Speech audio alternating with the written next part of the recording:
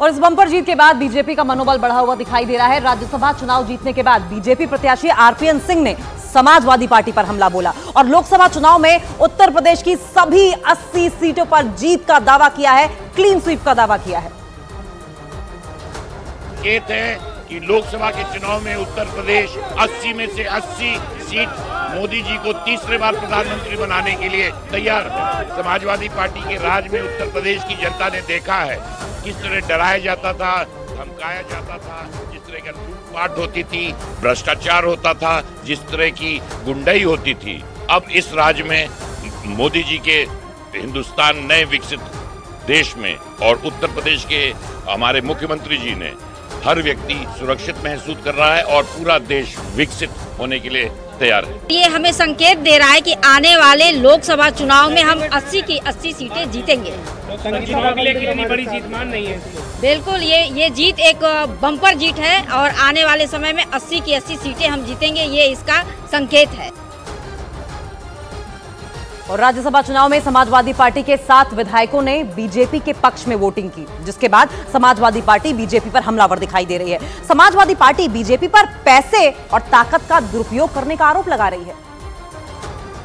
बेतहाशा धन इस चुनाव में बहाया और मैं समझता हूँ साम दाम दंड भेद, जो कुछ संभव हो सकता था उसका इस्तेमाल किया। ये जनतंत्र के लिए बहुत घातक है।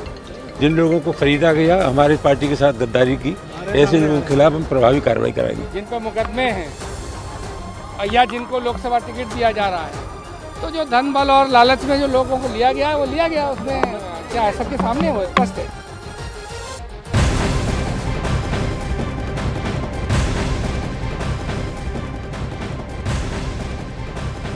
और उधर राज्यसभा चुनाव में सभी उम्मीदवारों की जीत का श्रेय सीएम योगी आदित्यनाथ और उनके मास्टर प्लान को दिया जा रहा है। बताया गया कि सीएम योगी के मास्टर प्लान की वजह से ही समाजवादी पार्टी के 7 विधायकों ने क्रॉस वोटिंग की और बीजेपी उम्मीदवार संजय सेठ को जीत हासिल हुई।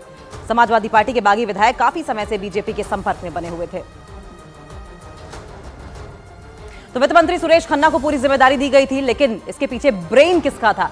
योगी आदित्यनाथ का, और इसीलिए उनके मास्टर प्लान को वजह बताया जा रहा है कि इतनी बड़ी जीत हासिल हुई है। समाजवादी पार्टी के 7 विधायकों ने बीजेपी के पक्ष में वोटिंग की, जिसके बाद समाजवादी पार्टी बीजेपी पर हालांकि हमलावर दिखाई दी।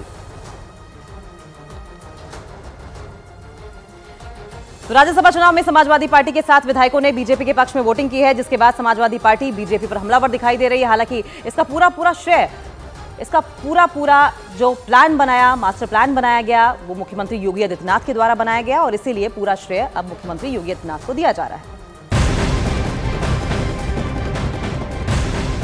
और बात इस वक्त की एक और ब्रेकिंग न्यूज की कर लेंगे। वेस्ट बंगाल से खबर सामने आ रही है। संदेश खाली मामले पर बीजेपी आज सुबह 11 बजे कोलकाता में गांधी प्रतिमा के सामने धरना देगी। बीजेपी को कोलकाता हाईकोर्ट ने 3 की जगह 2 दिन के धरने की अनुमति दी है। कोर्ट ने बीजेपी को सशर्त यानी कि शर्तों के साथ गांधी प्रतिमा के सामने धरने की इजाजत दी है। आपको बताएं कि बीजेपी लगातार इस बात को लेकर विरोध कर रही है कि संदेश खाली उनके कार्यकर्ताओं को क्यों नहीं जाने दिया जा रहा है। सुकांतु मजूमदार हो, शुभेंदु अधिकारी हो, सबको रोक दिया गया, जबकि ममता सरकार के जो मंत्री हैं उनके लिए धारा 144 लागू नहीं की गई है, उन्हें क्यों जाने दिया जा रहा है? इस तरह के सवाल उठ रहे हैं।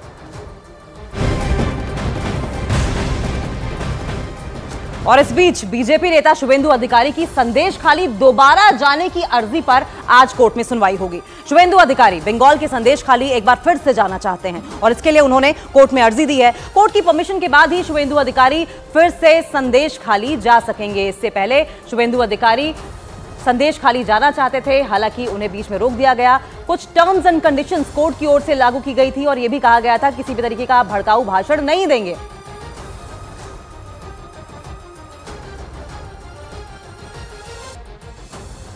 और कलकत्ता हाईकोर्ट की फटकार के बाद टीएमसी के 7 दिन में शाहजहां शेख की गिरफ्तारी के दावे पर केंद्रीय मंत्री निर्मला सीतारमण भड़क गई हैं।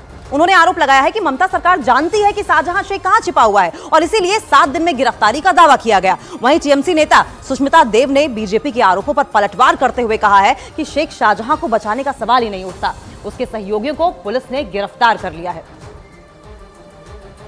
सेक्शन 144 लगाकर किसी को आने नहीं दे रही हो, आपके मंत्री लोग जा रहे हैं, मगर फिर भी स्टेटमेंट क्या आया?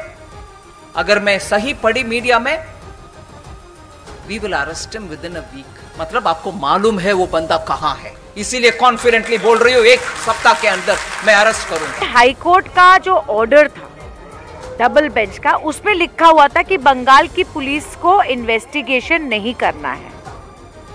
अब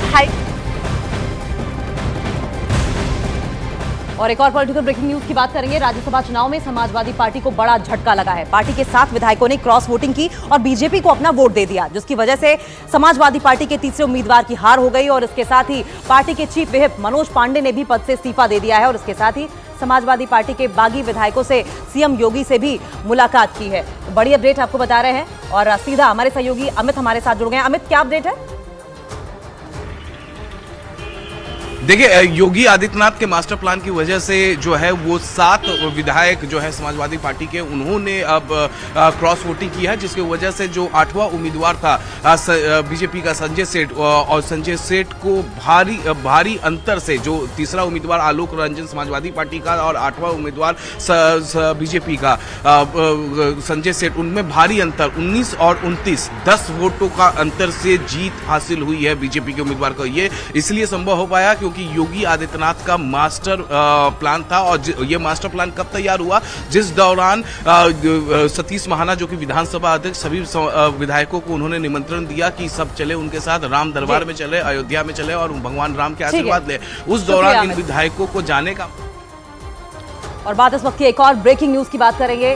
लोकसभा चुनाव से पहले केंद्र सरकार देश में सीए लागू कर सकती है। सूत्रों के हवाले से ये बड़ी खबर आ रही है और इसकी अधिसूचना सरकार आचार संहिता लागू होने से पहले ही जारी कर सकती है। सीए के तहत भारत में अफगानिस्तान, पाकिस्तान, बांग्लादेश से आए हिंदू, ईसाई, सिख, जैन, बौद्ध और पारसी शरणार्थियों को नागरिकता मिलेगी। सूत्रों के हवाले से खबर यह है कि सीए के नियमों के मुताबिक इन सभी को नागरिकता देने का अधिकार पूरी तरीके से केंद्र सरकार के पास होगा। तो बड़ी अपडेट, लोकसभा चुनाव से पहले केंद्र सरकार देश में सीए लागू कर सकती है। सूत्रों के हवाले से बड़ी खबर आ रही है और इसकी अधिसूचना भी सरकार आचार संहिता लागू होने से पहले ही जारी भी कर सकती है। सीए के तहत भारत में अफगानिस्तान, पाकिस्तान, बांग्लादेश सरीखे जो देश हैं, वहां से हिंदू, ईसाई, सिख, जैन, बौद्ध और पारसी शरणार्थियों को नागरिकता मिलेगी। तो नागरिकता संशोधन कानून को संसद से पारित हुए 5 साल बीत चुके हैं और ऐसे में 2019 में इस कानून में संशोधन किया गया था, जिसके बाद अब केंद्र सरकार लोकसभा चुनाव की तारीखों के ऐलान से पहले इसे देश में लागू कर सकती है। सीए लागू होने के बाद क्या होगा, चलिए इंफॉर्मेशन वॉल के जरिए आपको एक एक करके समझाते हैं कि सीए जब लागू हो जाएगा तो क्या फायदा होगा। अफगानिस्तान, पाकिस्तान, बांग्लादेश से आए शरणार्थियों को पहले तो नागरिकता मिलेगी और इसके बाद आपको बताएं कि हिंदू, सिख, बौद्ध धर्म, ईसाई, पारसी शरणार्थी जो हैं वो भारतीय नागरिक बन जाएंगे। अवैध तरीके से भारत आए शरणार्थियों को नागरिकता भी मिल जाएगी। सीए लागू होने से क्या कुछ बदलाव होगा, ये एक एक पॉइंट्स में आपको बता रहे हैं। 31 दिसंबर 2014 से पहले आए लोग भारत के नागरिक बन सकेंगे। इसके अलावा केंद्र सरकार के पास भारतीय नागरिकता देने का अब अधिकार होगा, बाकायदा एक प्रोसीजर होगा।